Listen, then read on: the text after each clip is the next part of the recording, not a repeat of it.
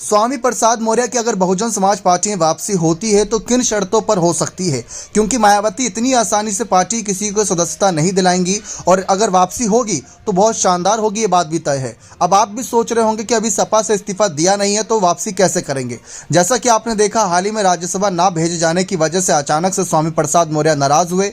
उन्होंने अपनी नाराजगी कुछ ऐसे जोड़ी, उन्होंने बताया कि पिछले कुछ नेताओं के बयान काफ़ी उनको चुभते नजर आए, उनको मारने तक की धमकी दी गई, लेकिन पार्टी की तरफ से कोई ठोस कदम नहीं उठाया गया।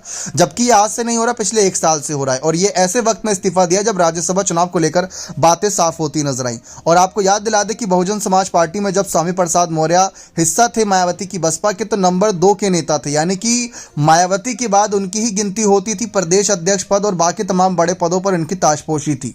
तो मायावती की बसपा में इनका काफी अच्छा खासा मान सम्मान और जनाधार था, लेकिन जिन हालातों में पार्टी छोड़ी उसके बाद मायावती ने स्वीकार करें बहुत मुश्किल है। लेकिन हाँ, राजनीति में ऐसे पाला बदल काफ़ी लगे रहते हैं। इमरान मसूद की बात कर ले, चाहे दानिश अली की बात कर ले, काफ़ी ऐसे नेता हैं जो पाला बदलते रहते हैं, फिर भी मायावती उन्हें स्वीकार कर लेते हैं। लेकिन अगर पार्टी की सदस्यता ने दिलाई जाएगी तो हो सकता है कि 3 शर्तों पर दिलाई जाए। ये भी कंफर्म नहीं है, ये हम कहीं ना कहीं काफ़ी न्यूज़ जुटाने के यानी कि रिसर्च करने के बाद आपको बता रहे हैं।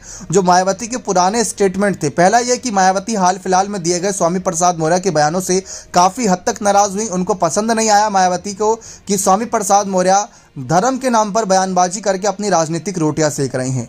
और अगर दूसरी शर्त देखें तो दूसरी शर्त यह हो सकती है कि परिवारवाद के मुद्दे पर स्वामी प्रसाद मौर्य को चुप्पी साधनी होगी, क्योंकि वह जब बसपा का हिस्सा थे तो अपनी बेटी और अपने बेटे दोनों को आगे लेकर जाना चाहते थे। यहाँ तक कि बेटी को टिकट भी दिलाया था। याद होगा आप सभी को, मैनपुरी सीट से मुलायम सिंह यादव के खिलाफ संघमित्रा मौर्य साल 2014 का चुनाव बसपा के टिकट से लड़ी थी, लेकिन हार गई थी। अपने बेटे उत्कृष्ट मौर्य को भी आय करना चाहते थे। और तीसरी बड़ी शर्त यह होगी कि उनको सपा भाजपा की पूरी विचारधारा को वहीं के वहीं छोड़ना होगा और बसपा की विचारधारा को अपनाना होगा। क्योंकि कई बार आप देखते होंगे कुछ नेता विपक्षी नेताओं से मिलते हैं, लेकिन बसपा में ऐसा नहीं होता।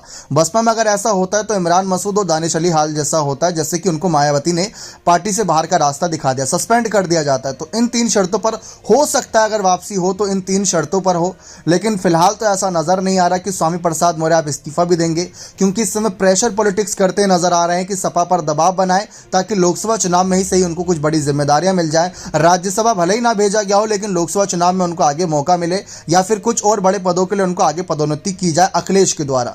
लेकिन अखिलेश अभी तक स्वामी प्रसाद मौर्य के मामले पर खुलकर बातचीत नहीं करे और न ही अब स्वामी प्रसाद मौर्य अखिलेश के मामले पर बातचीत कर रहे हैं। बने रहे चैनल के साथ, बहुत बहुत धन्यवाद।